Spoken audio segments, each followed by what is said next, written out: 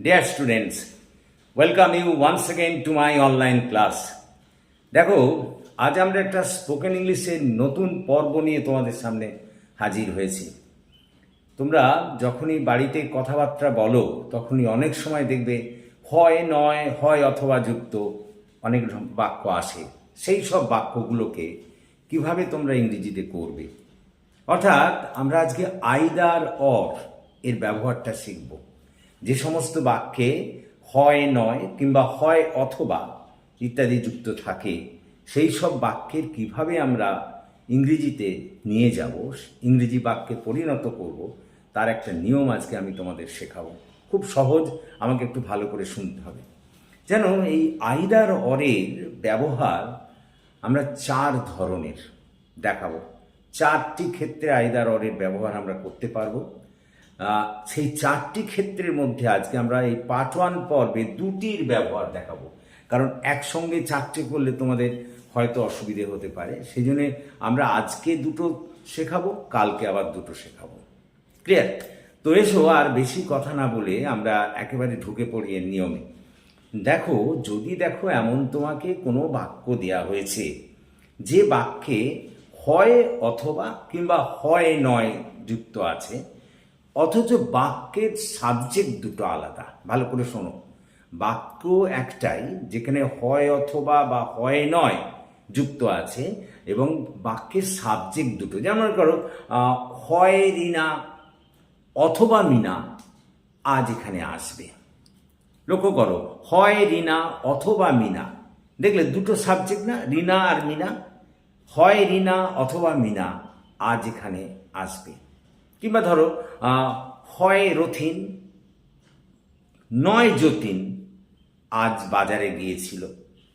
লক্ষ্য করো, এই হয় নয় কিংবা হয় অথবা থাকবে, আর বাক্যের সাবজেক্ট দুটো ভিন্ন হবে। এই দেখো না, প্রথমটায় বললাম রিনা মিনা, তারপরে বললাম যতীন আর রথিন, তাই না? কি সাবজেক্ট দুটো আলাদা। এই রকম যদি হয়, বাক্যে হয় নয় যুক্ত আছে কিংবা হয় অথবা যুক্ত আছে, আর বাক্যের সাবজেক্ট দুটো যদি আলাদা হয়, তাহলে সেক্ষেত্রে তোমরা বাক্যটা গঠন করবে কি করে? দেখো, সেক্ষেত্রে বাক্য গঠন করার নিয়ম হলো, প্রথমে আমরা আইদার বসাবো। প্রথমে আইদারটাকে বসাবো, কতটা বোঝার চেষ্টা করো। তারপর প্রথম সাবজেক্টকে বসাবো। প্রথমে আইদারকে বসাবো, তারপর প্রথম সাবজেক্টকে বসাবো। কতটা বোঝার চেষ্টা করো। তারপর অর বসাবো, অর ও আর। তারপর দ্বিতীয় সাবজেক্টটিকে বসাবো, তারপর দ্বিতীয় সাবজেক্টটিকে বসাবো। তারপর এবার টেন্স অনুযায়ী বাক্য গঠন করব। টেন্স অনুযায়ী ভার্ব বা অন্যান্য জিনিসকে আমরা বসাবো, যে বাক্যে সেই টেন্সটা থাকবে। আমি আবার বলি, যদি দেখো কোনো বাক্যে হয় অথবা কিংবা হয় নয় যুক্ত বাক্য আছে, তাহলে সেক্ষেত্রে তোমরা বাক্য গঠন করবে কী করে? সেক্ষেত্রে তুমি প্রথমে বাক্যটার দিকে তাকাবে।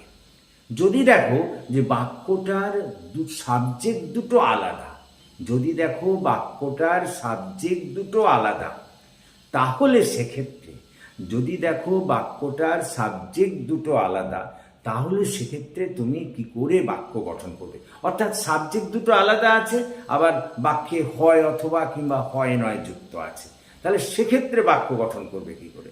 সেক্ষেত্রে বাক্য গঠনের নিয়ম হলো, প্রথমে আইদার বসাবে। স্ট্রাকচারটা হচ্ছে, প্রথমে আইদার বসাবে, তারপর প্রথম সাবজেক্টকে বসাবে, তারপর অর বসাবে, তারপর দ্বিতীয় সাবজেক্টটাকে বসাবে, তারপর এবার টেন্স অনুযায়ী ওই বাক্য গঠন করবে। কতটা বোঝার চেষ্টা করো। দেখো, আমি এখানে তোমাদের এই রুলটাকে এখানে লিখে দিয়েছি।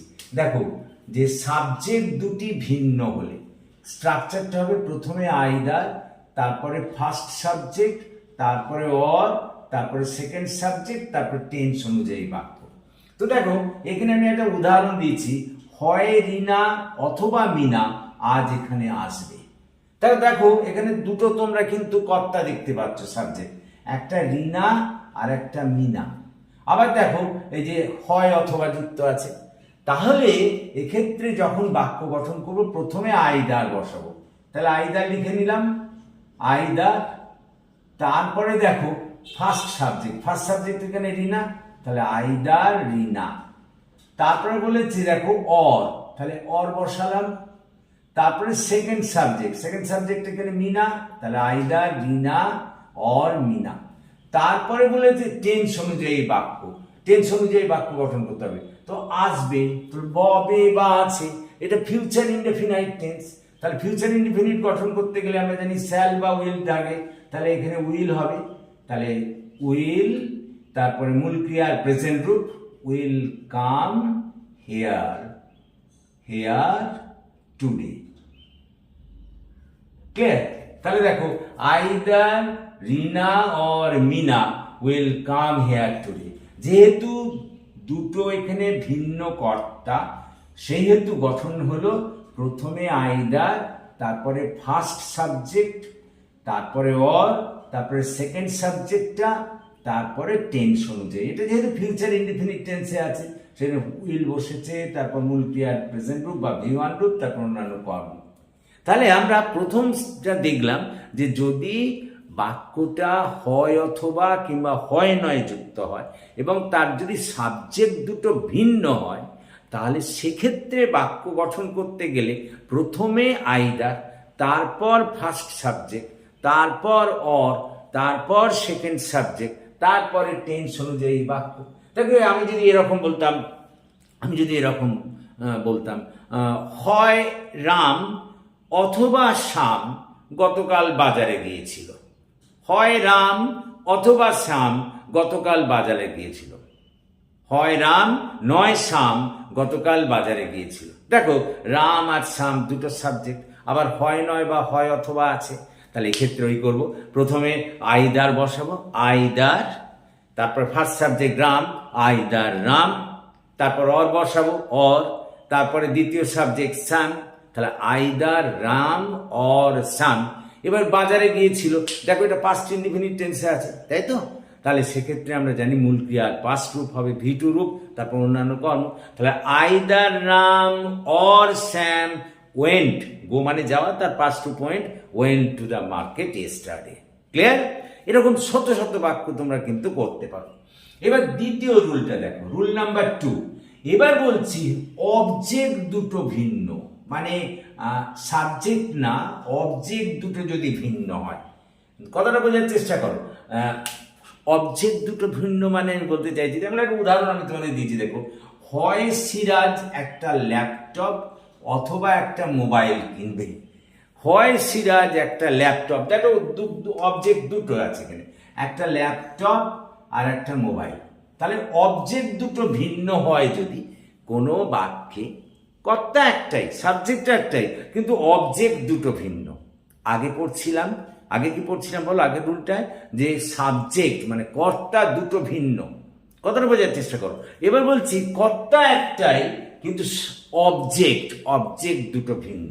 এই দেখো এখানে একটা অবজেক্ট ল্যাপটপ আর একটা মোবাইল। সেক্ষেত্রে কি করবে?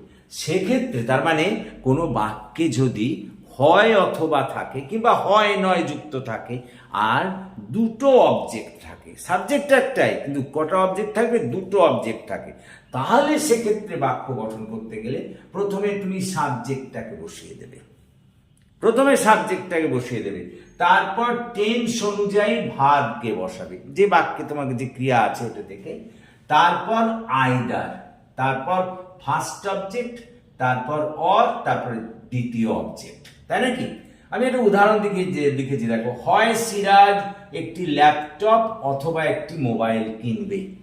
হয় সিরাজ একটি ল্যাপটপ অথবা একটি মোবাইল কিনবে। দেখো হয় অথবা যুক্ত আছে, আবার অবজেক্ট দুটো, হয় ল্যাপটপ নয় mobile.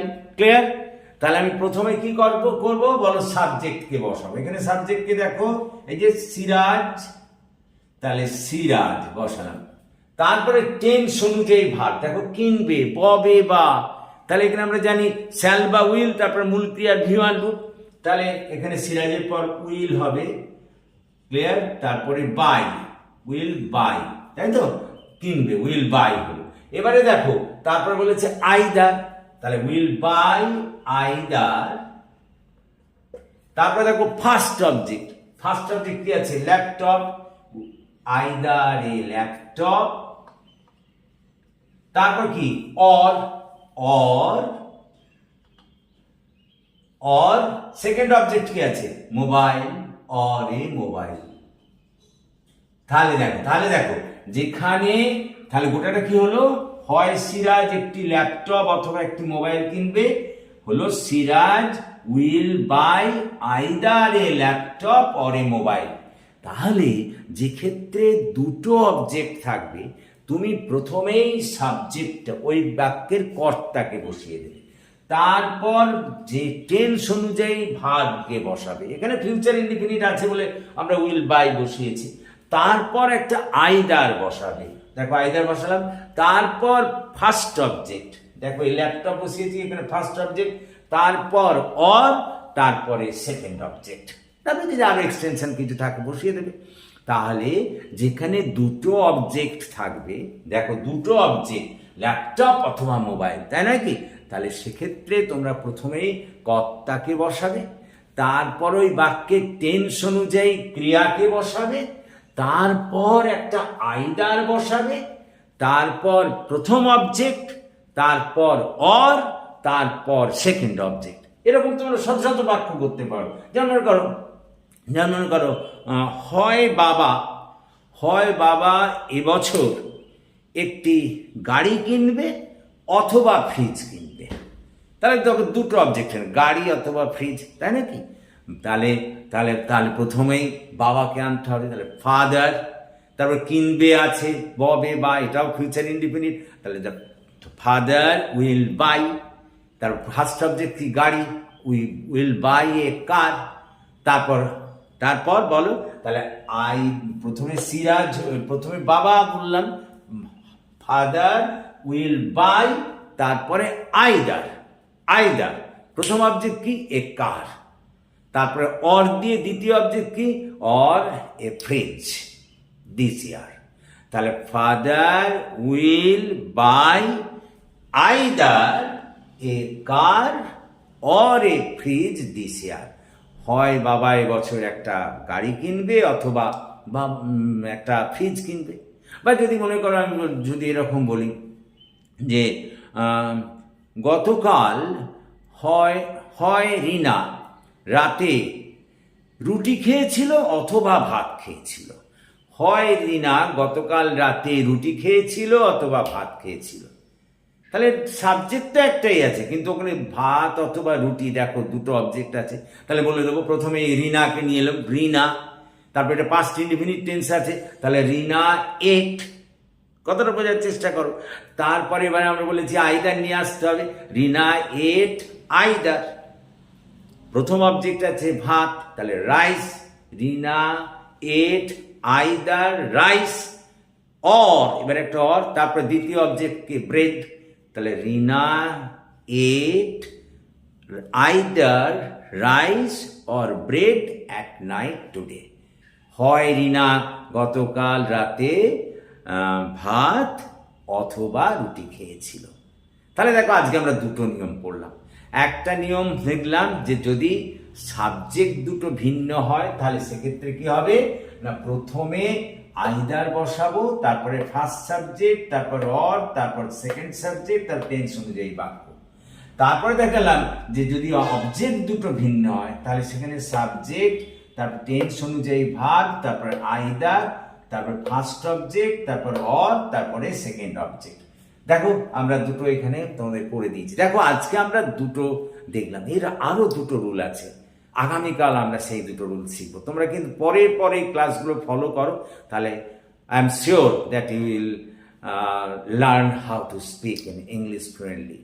So that's all for this day. So thank you for watching and listening. So please subscribe my channel and share, comment also. That's all for this day. So have a good day.